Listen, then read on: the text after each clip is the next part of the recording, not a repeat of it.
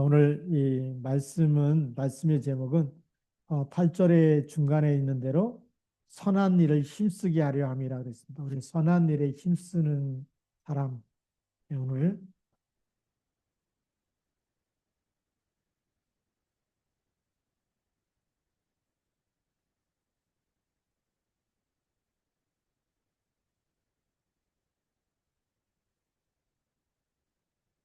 오늘 제목은 선한 일에 힘쓰라. 기도서 3장 1절부터 마지막 15절까지 말씀. 내용은 굉장히 많은 내용을 실었는데 우리가 복음의 눈으로 보면 하나입니다. 네, 복음의 눈으로 보면 살리는 거잖아요. 네, 그래서 우리가 국가 권력에 대한 태도도 나와 있는데 통치자들과 권세 잡은 자들에게 복종하라. 또 순종하며 모든 선한 일 행하기를 준비하게 하며. 예, 우리 그 초대교회만 보더라도 그 로마의 식민지였고 식민 통치를 받으면서 로마 황제 10명이 일어나서 굉장히 기독교를 계속 핍박했는데 근데 그 통치자들을 위해서 복종하고 순종하라. 뭐 지금 같았으면 막 데모하고 막 그럴 텐데요. 우리 왜 해방신학이 하느냐? 이제 너무나 억압받다 보니까 이제 미국에서는 경제 착취를 많이 했어요. 이 남미 국가들이 경제적으로 굉장히 어려운 일을 당하니까 신부들이 일어나서 같이 싸운 겁니다. 그러니까 노동자들이 같이 싸우고 그래서 이제 그 신부들이 이제 해방신학이라는 이걸 만들어내고 그랬는데 성경에 보면 정반대 아닙니까? 성경에는 통치자들과 권세 잡은 자들에게 복종하고 순종하라고 되어 있어요. 아, 그럼 무슨 차이일까요? 그 차이가 성경에서는 노예에 출애굽할 때에 싸워서 이긴 것이 아니고 하나님의 역사 그리고 양의 피 바를 때 일어나는 양의 피에 그 그리스도의 피를 얘기하는데 모든 운명과 흑암 권세가 무너지는 답이 그리스도의 피에 지금 이제 현대 신학으로 오면서 그리스도의 보혈이 약화됩니다. 그리스도의 이름 안에 그리스도의 비밀 붙잡고 야 예수 그리스도가 사단의 머리를 깨뜨렸다. 그러니까 이 흑암 정치도 이 흑암에 일어나는 모든 권력 그 우상도 그리스도 이름이면 무너진다고 하는 답이 있어야 되는데 그리스도가 희미하니까 이제 싸워서 이렇게 쟁취하려고 하는 이런 쪽으로 많이 가다 보니까 이제 해방신학이라는 것이 나오게 돼 있습니다. 제가 왜 해방신학에 대해서 이렇게 좀 관심이 있었냐면 선교학을 통해서 세계복음화에 굉장히 관심이 많았어요. 대학생 때도. 그래서 선교학이라는 이 학과목을 이렇게 수강 신청을 했는데 그 교재가 해방신학입니다. 너무나 화가 나가지고 그 당시에 이렇게 막 데모할 때니까 이것도 막 그, 그 유명한 뭐 교보 서적이나 또 뭐 종로 서적이나 이런 데서 팔질 않아요. 금서로 지정돼가지고 어떻게 이제 막 뒤로 해가지고 그 학교에서 파는 학교에 있는 그 서점에서만 취급해갖고 파는 이런 서적이었는데 그 갖고 다니다가 잡히면 또 이제 이 경찰서 끌려가야 되는 그러한 이 책들이었어요. 그러니까 그걸 사가지고 또 이렇게 몰래 사가지고 공부해야 되고 그걸로 시험 봐야 되고 이게 무슨 성교하고 이게 무슨 관계가 있느냐. 저는 그 성교하고 아무 관계가 없다고 생각했어요. 해방신학이. 지금 와서 이렇게 쭉 보니까 하나님의 능력을 믿는 믿음, 그리고 하나님의 믿음이 떨어지면 인간의 힘으로 하나님의 나라를 이루려고 하는 그 이제 인본주의라고 하는 인간 중심으로 하나님을 사랑해 보려고 하고 하나님 나라를 만들어 보려고 하는 그런 이제 모임들이 해방신학의 계통에 있었다. 그래서 또 이제 군대 가고 검열을 받는데 에, 사령부에서 이게 사단 검열이 아니고 군 사령부에서 검열이 와가지고 뭐 한 3일 동안 계속 잠도 못 자고 이게 검열 준비하고 있는데 잠도 막 못 잤습니다는데 그 검열관이 질문 하나 딱 던지는 거예요. 해방신학에 대해서 비판하라 그러요 저한테. 제가 그 당시에 이제 교육계를 맡고 있다 보니까 검열을 맡고 있었는데 너무 쉬운 거 아닙니까 저한테는? 그래서 비판을 쫙 했어요. 그러더니 지금까지 검열하면서 수많은 경비중대 다니면서 검열하면서 물어봤는데 너처럼 대답 잘하는 사람은 처음 봤다는 거예요. 당연히 그 사람은 신학 안 한지 모르잖아요. 그냥 경비중대 다니면서 많은 검열을 해갖고 군인들한테 막 질문하고 하는데 답변을 못 한다는 거예요. 이게 이제 정신교육에 가르쳐 주게 돼 있는데 그 당시에만 해도 많은 이제 데모하고 하니까 내방신학을 누가 알겠습니까? 군인들이. 근데 그거에 대해서 막 설명하니까 아, 대단하다. 근데 그분이 이제 나중에 또 검열할 때 또 온 거예요. 근데 그다음에 중대장이 바뀌었거든요. 근데 그 사람이 저를 인정해 주는 거예요. 그러니까 이제 새로운 중대장이 군사령부에 와가지고 자기보다 높은 사람이 이 교육개혁을 아주 그냥 굉장히 잘한다고 칭찬해 주니까 이제 중대장도 막 인정할 수밖에 없는. 근데 그게 지금도 기억에 남는데 이 해방신학이 뭐가 잘못됐느냐? 아, 사람 중심으로 하나님의 나라를 이루려고 하는 거 잘못됐다. 우리는 복음 중심이 돼야 된다. 그래서 우리가 첫 번째로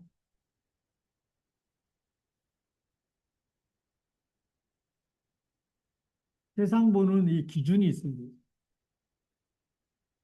하나님께서 주신 기준은 창세기 3장 15절. 창세기 3장 15절만이 이 세상에 흑암의 역사와 권력 우상과 하나님처럼 교만해지는 모든 것을 무너뜨리는 답이 여자의 후손입니다.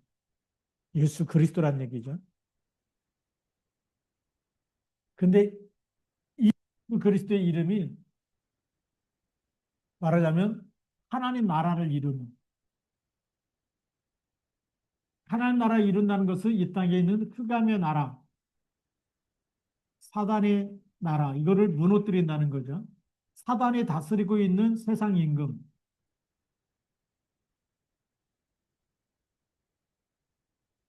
세상 임금. 그래서 사도 바울이 에베소 6장 10절부터 20절에 우리의 씨름은 혈과 육에 대한 것이 아니다. 공중의 권세 잡은 자, 그 다음에 이 세상의 주관자들, 세상을 막 움직이는 그런 권력가들, 그들 속의 역사는 악의 영과 싸워서 이겨야 돼. 이들 속에 어떤 영이 들어가냐? 이 세상 임금 속에 사단의 영이 들어가면 예를 들어서 우리가 히틀러 한 명이 나왔는데 2차 세계대전이 일어난 거예요.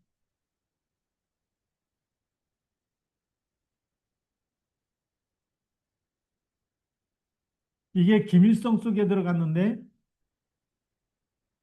우리가 6.25 전쟁이 일어나는 거예요.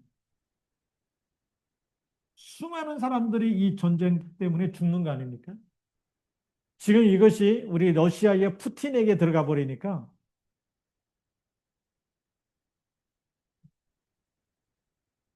이게 지금 러시아하고 우크라이나 노후 전쟁이죠. 러시아 우크라이나 전쟁. 이게 일주일이면 끝날 줄 알았는데 지금 4년째 가고 있는 거예요. 이 전쟁이 4년이 지나도록 끝나지 않고 수많은 젊은이들이 가서 죽어가고 있는 거예요. 이게 어떤 영이냐?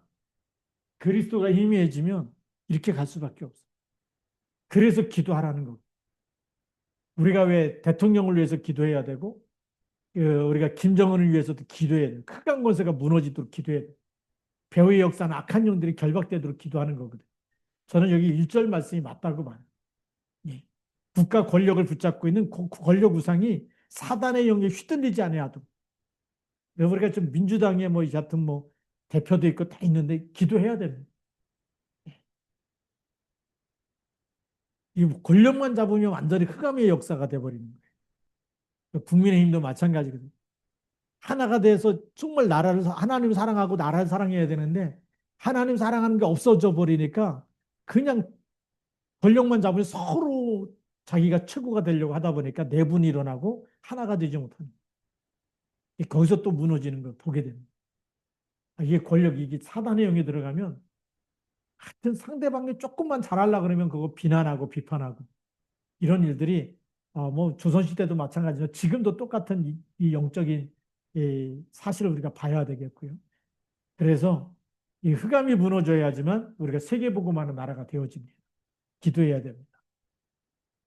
그래서 이 세상을 보는 기준이 창세기 3장 15절이고, 그 다음에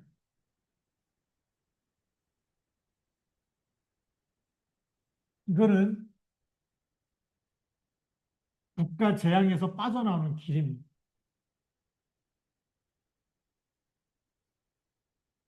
우리가 이 땅에 일어나는 수많은 재앙, 그 다음에 환란,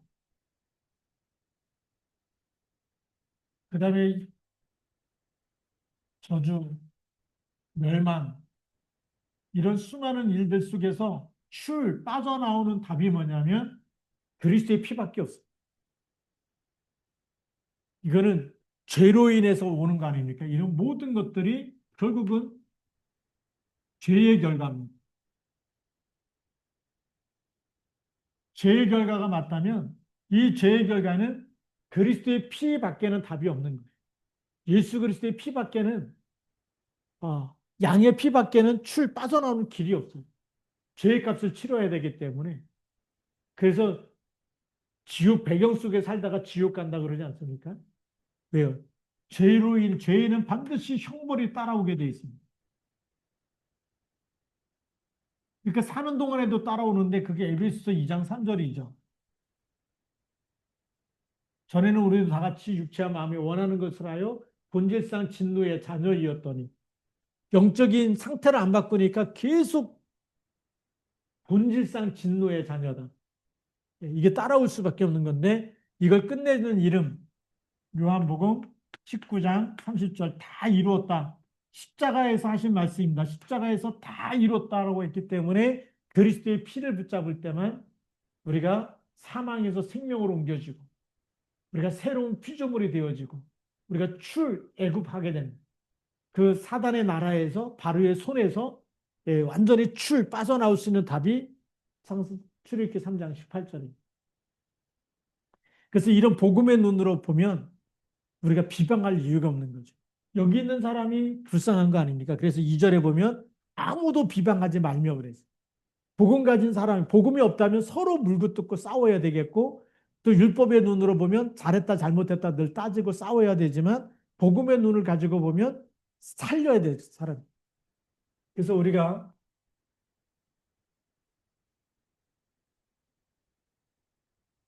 복음이 기준이 되면 모든 것을 살리는 겁니다. 모든 것을 살리는 것이 바로 복음이죠.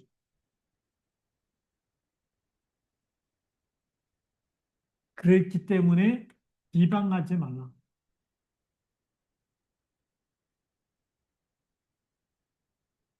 왜 비방하지 말아야 되느냐?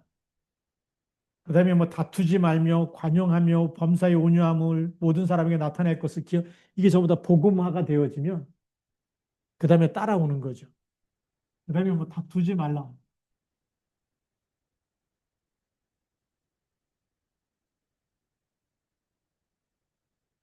왜 그러냐면 3절에 나와 있습니다. 우리도 전에는 어리석은 자여 순종하지 아니한 자이고. 그러니까 전에는 그랬습니다. 우리가 비포 크라이스트 그리스도 알기 전에 그 얘기. 우리가 그리스도를 만나기 전에 예수 그리스도께서 정말 모든 문제를 해결했다는 답을 우리가 알지 못했을 때 그때는 우리가 똑같이 어리석은 자, 순종하지 않은 자, 속은 자, 여러 가지 정욕과 행락의 종로로 탄 자, 악독과 투기를 일삼은 자, 가증스러운 자, 피차 미워한 자였다. 예. 그리스도 알기 전이죠. 그리스도가 없었을 때는 우리가 한마디로 죄 가운데 살았다는 겁니다. 우리가 육신적인, 육신적인 것, 육신의 욕심에 끌려서 살았다는 거죠. 그리고 세상 욕심에 따라서 세상이 이렇게 살았습니다. 죄 가운데 사는데 육신의 욕심을 따라서 세계상 가운데서 그렇게 살았던 사람입니다. 그러니까 우리가 이 세상에는요 의가 없잖아요. 전부 다 불법이 성하기 때문에 그래서 사람이 작은데 마음은 아니거든요.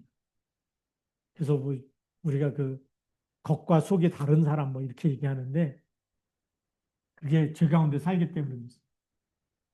그래서 성경에는 로마서 3장 10절에 의인은 없나니 하나도 없다. 또 창세기 때 왜 하나님이 노아 홍수를 그렇게 준비하셨냐면 사람이 어려서부터 악하다라고 성경이 네. 생각하는 것이나 하여튼 마음에 품은 것이 전부 다 악한 것만 계획하고 악한 생각만 하기 때문에 하나님이 사람 지으셨음을 한탄하셨다. 우리가 이 그리스도 놓쳐버리면 하나님이 의롭다고 할 수가 없는 거예요. 그래서 전에는 이렇게 살았는데 우리가 그리스도의 피로 말미암아 그리스도를 믿는 그 순간에 예수님이 대속하신 십자가의 피로 이제는 새롭다라고 의롭다고 하신 거거든요. 이 피로 말미암아서 죄의 문제를 해결을 받았기 때문에 의롭다고 하는 거예요. 그리스도께서 대속해서 속량하셨기 때문에 우리가 의롭다고 하는 거죠. 그래서 오늘 5절 말씀, 4절 5절에 보면 우리 구주 하나님의 자비와 사람 사랑하심이 나타날 때에 우리를 구원하시되 우리가 행한 바 의로운 행위로 말미암지 아니하고 오직 그의 긍휼하심을 따라 중생의 씻음과 성령의 새롭게 하심으로 하셨다. 중생의 씻음 바로 그리스도의 피로 우리를 모든 죄를 씻어 주시고 성령으로 우리를 새롭게 하셨다. 그래서 의롭게 하셨기 때문에 그리스도의 피를 믿는 사람 속에 그리스도의 영이 들어가는데 바로 성령 내주죠. 우리가 그리스도를 영접할 때 성령이 우리 안에 들어오시는 거예요. 그래서 우리가 새 사람이 된 줄 믿습니다. 그리스도 안에서 새로운 사람이, 새 사람이 됐다. 그래서 성령을 지금도 우리에게 풍성히 부어주셔서 우리를 새롭게 하시는 하나님. 그래서 이 복음 안에서 네 번째로는 성령의 인도하심과 기도할 때마다 성령의 역사하심. 이걸 늘 체험해야 되거든.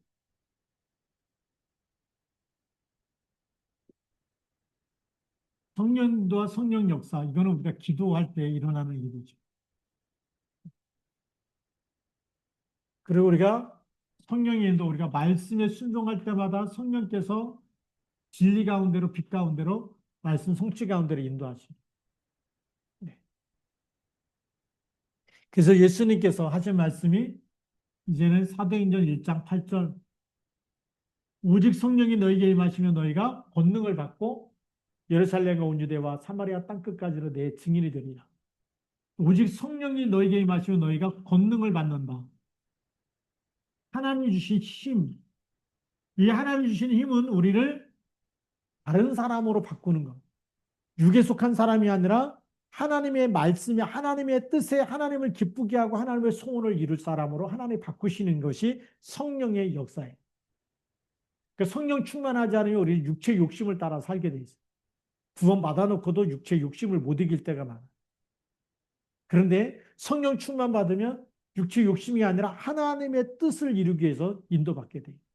하나님이 원하시는 게 계속 마음속에 일어나기 때문에 그 하나님이 원하시는 전도와 선교 속에 또 빛을 전하는 일에 우리가 쓰임받게 되는 적이 있습니다. 어제는 그 우리 그 오미숙 사모님 이제 그 아버님 소천에 하셔가지고 이렇게 장례식 갔는데 같이 식사하는데 그런 얘기를 했는데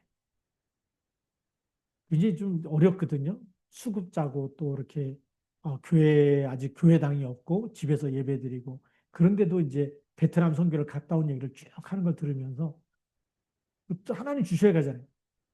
가려면 가족에 다 갔는데 세 명이 갔다 온 거 아닙니까? 항공료라든지 뭐 안정을 딱 하는데 보니까 하나님이 거기 갈 수 있는 모든 비용을 하나님 다 주셨대. 하나님이 하시는 것 보고 하나님의 인도를 받아서 갔다 왔다는 거죠. 그게 성령의 역사. 그러니까 인간적인 계산을 하면 비행기 값이 안 나오게 돼 있는 생활 수준이에요. 환경이. 근데 하나님이 보내시니까 거기에 필요한 모든 것을 하나님이 주신다는 거예요. 그 응답을 받고 갔다 왔다는 거 아닙니까? 그 간증하면서 아, 정말 하나님이 쓰시는구나. 가난한 사람도 쓰시고 그래서 하나님의 나라는 돈이 없어서 못하는 게 아니에요. 하나님이 하시면 하는구나. 예, 그게 성령의 역사. 그래서 우리가 시와중앙교회가 세계복음 하느냐 하나님이 쓰시면 되는 겁니다. 우리 계산 내려놓고 아, 하나님이 역사하시면 된다. 예, 그렇죠. 수급 짜고 뭐 교인도 없어서 가정에서 예배 드리는데 어떻게 베트남 선교를 갔다 올 수 있겠느냐? 그 하나님이 하셨다는 거예요. 여기 장례식장에서 같이 밥 먹으면서 들으면서 정말 하나님의 사람이 맞다. 목사님도 사모님도 하나님이 붙잡고 쓰시는 거예요. 예. 돈이 있느냐 없느냐 돈 때문에 쓰고 안 쓰고가 아니라 하나님 믿음에 따라서 역사하시는 하나님. 예. 오늘 우리가 이 체험을 해야 됩니다. 그래서 날마다 우리가 하나님 지금 나에게 성령의 충만함을 주어. 우리의 환경과 상관없이 예. 노예라는 그 상황과 상관없이 하나님이 역사하시다. 예. 이스라엘 백성이 40년 동안 광야길 가면서 굶어 죽은 사람이 한 사람도 없어요. 왜일까요? 하나님이 40년 동안 만나를 내리셨기 때문에. 하나님이 40년 동안 낮에는 구름 기둥으로 밤에는 불 기둥으로 역사하셨어요. 그거 보면서도 늘 의심하는 사람이 있었고 그 믿음 가운데 선 사람이 있었어요. 오늘 지금 우리는 또 하나님의 성령을 우리에게 주셔서 성령으로 영원토록 너희와 함께 영원토록 너희와 함께 있게 하시리라고 요한복음 14장 16절 17절에 말씀하셨고 성령 충만 받으면 땅끝까지 이르러 내 증인이 되리라고 말씀하셨어요. 그 힘 가지고 우리가 이겨야 되네. 그게 오늘 6절 말씀입니다. 6절을 읽어보면 우리 구주 예수 그리스도로 말미암아 우리에게 그 성령을 풍성히 부어주사 그랬어요. 누구 이름으로요? 예수 그리스도의 이름으로. 그 이름으로 성령을 우리에게 부어주신다. 얼마만큼? 풍성, 차고 넘치도록 부어주신다. 그래서 하나님 일을 하는 겁니다. 바울이 이 말할 때 굉장히 많은 정말 이 어려운 가운데 있었거든. 감옥에서 또 로마 복음 하는데 또 로마 복음 하는데 그냥 복음화가 아니잖아. 가이사 앞에 서야 하리라 그러면서 계속 죄수의 신분으로 가면서 복음 전한다는 것은 쉬운 일이 아니거든요. 근데 계속 성령 충만할 때 그래서 기도에 그 답을 주고 있는 거예요. 내 생각으로 하지 말고 성령 충만을 부어주시는 성령의 능력을 따라서 해라. 그래서 7절에 보면 우리로 그의 은혜를 힘입어 의롭다 하심을 얻어 영생의 소망을 따라 상속자가 되게 하려 합니다. 놀라운 답을 다 주고 있습니다. 우리가 복음이 기준되면 그 안에서 우리는 상속자가 되어집니다.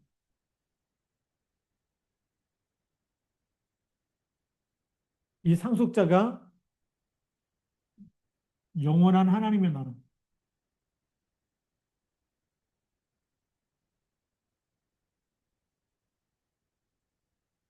세상에 수천 조 원이 있는 사람도 이 나라 들어갈 수가 없어요. 뭐 한때는 뭐 빌 게이츠가 막 세계 최고 부자,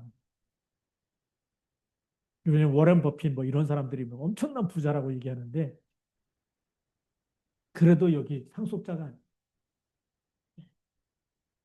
세상 사람들은 막 그런 세계의 막 부자들 뭐 누가 최고 부자냐 막 예, 그런 거 막 생각하고 막 닮아가고 막 돈 벌려고 그러는데 우리는 수많은 사람들 아무리 세상에서 돈을 지구상에서 돈을 많이 가진 부자라 할지라도 이 나라로 들어갈 수가 없어요. 이 나라는 오직 예수 그리스도를 믿는 믿음의 사람만 들어가는 줄도 있습니다. 이 나라 얼마나 좋은 나라냐? 다시는 사망이 없고 다시는 아픔이 없고 눈물이 없고 질병이 없고 죽는 것이 없고 그래서 영생의 소망을 따라서 우리로 그의 은혜를 힘입어서 의롭다 하심을 입은 사람 예수 그리스도의 보혈의 피를 믿어서 그 은혜로 말미암아서 하나님의 자녀가 된 이 하나님이 은혜로 말미암아서 의롭다는 하나님의 자녀죠. 그리스도로 옷 입혀서 데려가는 것. 그리고 이 자녀에게 하나님 나라를 상속으로 물려주는 들어갈 수 있는 그런 신분과 권세를 주신 줄 믿습니다. 그래서 이 놀라운 축복의 말씀을 어떻게 하라고요? 전달해라. 전하라는 겁니다. 예. 그것이 오늘 8절 말씀에 보면 이 말이 비쁘도다 원하건대 너는 이 여러 것에 대하여 굳세게 말해라. 이는 하나님을 믿는 자들로 하여금 조심하여 선한 일을 힘쓰게 하려 함이라. 이것은 아름다우며 우리 사람들에게 유익하니라. 이걸 굳세게 말하라는 거예요.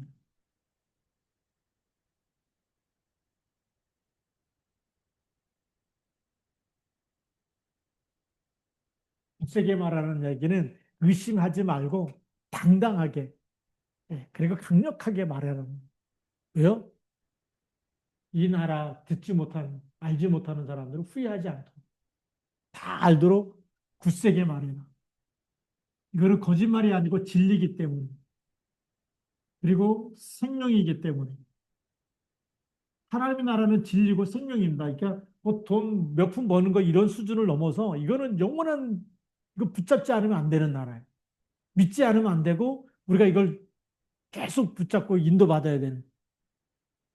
그리고 이거는 우리에게 완전한 영원한 승리.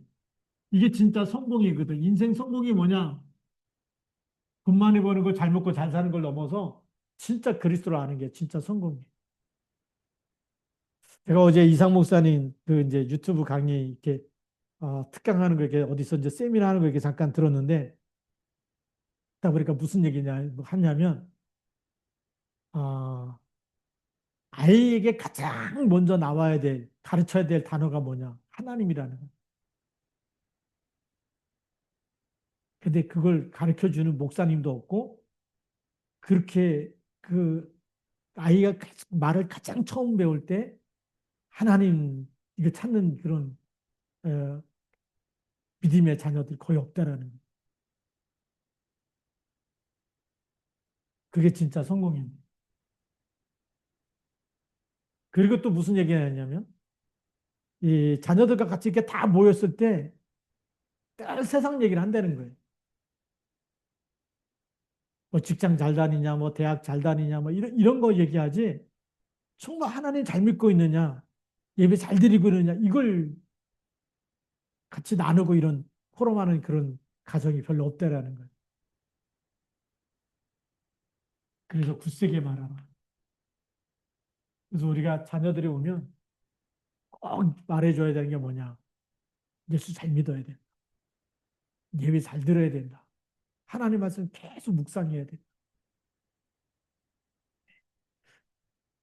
제가 이제 저희가 이제 칠남매거든요. 칠남매이기 때문에 이제 당연히 이제 예수 3대째 믿는 집안이고 하다 보니까 저는 영아 세례를 받은 줄 알았어요. 유아 세례, 영아 세례, 유아 세례를 받은 줄 알았는데 우리 누님까지 뭐 밑에 막내 여동생까지 다 영아 세례를 받았는데 남자 둘만 저하고 제 밑에 있는 남동생만 싹 빼는 거예요. 예. 안 받았다는 거예요. 아니 이게 옛날에는 그 장남이 태어나고 제가 이제 다섯 번째로 태어난 장남인데 아들이 다섯 번째 아들 태어났으면 얼마나 이뻐하고 귀엽고 사랑하고 제가 그 사랑을 다 받았는데도 불구하고 영아 세례만큼은 안 주더죠. 딸들은 다 줘놓고 예. 우리 권순장 권사님 그다음에 큰 누님, 둘째 누님, 셋째 누님, 넷째 누님 다 유아 세례를 받았는데 다섯 번째 아들을 놔놓고 그렇게 기뻐하고 좋아하시면서 아들에게는 유아 세례를 안 줬다는 거예요. 그래서 제가 이제 고등학생 때 물어본 거예요. 어머니한테. 왜 딸들은 다 줘놓고 그렇게 사랑하는 아들이 태어나갖고 그렇게 좋아하면서 아들한테는 왜 유아세를 안 줬냐. 그때 아버님이 그런 말씀 하셨대요. 이 아들들만큼은 성경도 알고 하나님도 제대로 알고 그렇게 다 제대로 안 다음에 그리고 나서 본인들이 세례를 받아요. 그래서 아들들은 빼놨다는 거예요. 저는 그게 너무나 감동으로 이게 딱 그래갖고 제가 세례문답 하려고 딱 교회 가갖고 세례문답을 이제 목사님이 물어보면 이제 세례문답 하지 않습니까? 근데 아버님이 원하던 세례문답의 수준이 아닌 거예요. 아버님이 원하는 세례문답의 수준은 하나님이 누군지 그리스도가 누군지 성경에 뭐라고 말씀하고 있는지 제대로 언약을 잡았는지 이런 걸 물어볼 줄 알았는데 전혀 거기에 대해서 세례문답이 거기에 대한 복음과 관련된 문답이 하나도 안 나와갖고 제가 얼마나 실망했는지 그 다음날이 성탄절 세례 받아야 되는데 제가 교회를 안 가버린 거예요. 왜요? 그런 세례랑 받고 싶지가 않아요. 제가 그래서 중학교 3학년 때 시험 들어가지고 세례문답까지 해놓고 세례 안 받으러 가요. 근데 언제 세례 받나? 고등학교 1학년 때 세례 받았어요. 그때 제대로 우리 고등부를 가르치는 고등부 선생님이 교회 오셨는데 그분이 장로님 아들이. 이분은 언제 예수를 영접했느냐? 대학교 들어가서. 대학교 캠퍼스에 가서 선교단체를 통해서 복음을 듣고서 예수 그리스도를 영접했어요. 그래서 그리스도가 누군지 우리한테 계속 얘기해 주는데 그런 예수랑 믿고 싶다. 그 예수를 믿어서 내가 구원받아야 되겠다. 그래서 제가 고등학교 때 사실 제대로 예수 그리스도를 영접하고 그리고 나서 제가 세례를 받았어요. 그러니까 제가 세례받은 건 고등학교 1학년 때. 모태신앙이지만 중학교 때까지는 막 그래서 제가 목사 안수 받은 다음에 세례 문답은 제대로 해야 되겠다 그래갖고 구원의 확신부터 심는 거예요. 예수님 누구 죄 때문에 위해서 돌아가셨느냐. 부목사 때도 이렇게 장로님하고 목사님이 있는데 담임 목사님 이제 질문 이렇게 문답하신 다음에 그다음에 부목사님 또 문답하실 거 있어요. 그럴 때 제가 물어봤거든요. 예수님이 누구 죄 때문에 돌아가셨어요? 그랬더니 우리 죄 때문에 당신 죄를 위해서 돌아가신 거 믿어요. 그랬더니 아무 말 안 하고 가만히 있는 거예요. 그러면 다시 예수님 영접시켜야 되잖아. 근데 막 그냥 세례 주려고 막 목사님이나 장로님들이 다 그냥 우리 죄 때문에 돌아가셨다고 다 그렇게 하라 그래갖고 그냥 그분이 그냥 확신도 없는데 끄덕끄덕 해가지고 세례 받았거든. 제가 그게 너무나 마음이 안타까워. 우리가 그리스도를 대충 믿으면 안 되잖아. 확실하게 알고 믿을 때 굳세게 말해라는 이거는 우리가 정확하게 말하는 것도 있어. 복음에 대해서 정확하게 말해줘서 그리스도가 아니면 안 되는 이유.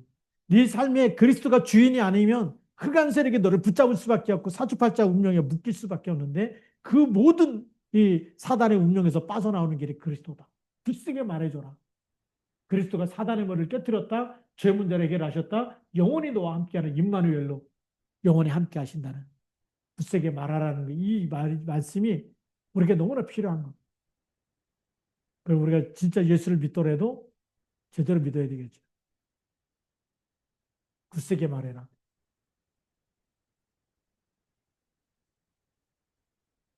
그러면서 이것이 바로 조심하여 선한 일을 힘쓰게 하려 합니다.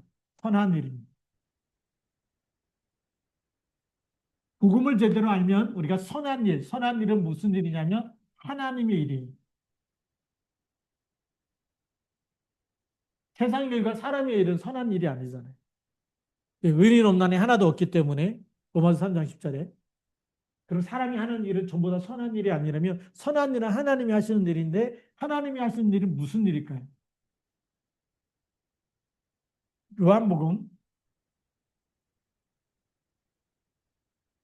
요한복음 6장 29절에 예수께서 대답하여 이르시되 하나님께서 보내신 일을 믿는 것이 하나님의 일이니라.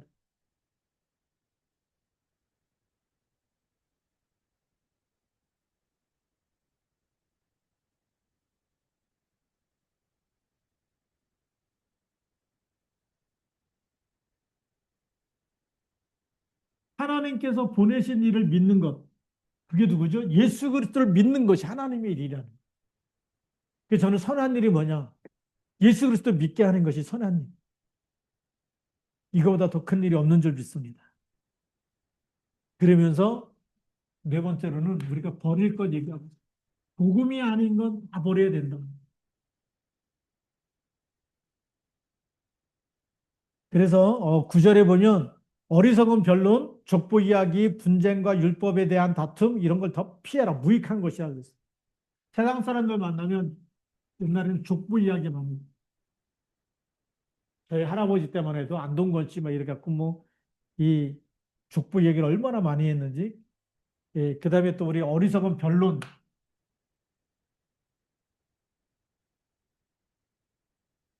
뭐가 맞냐 틀리냐 맨날 따지고 싸우고 물어보고 이런 부분들. 그다음에 분쟁과 율법에 대한 이야기.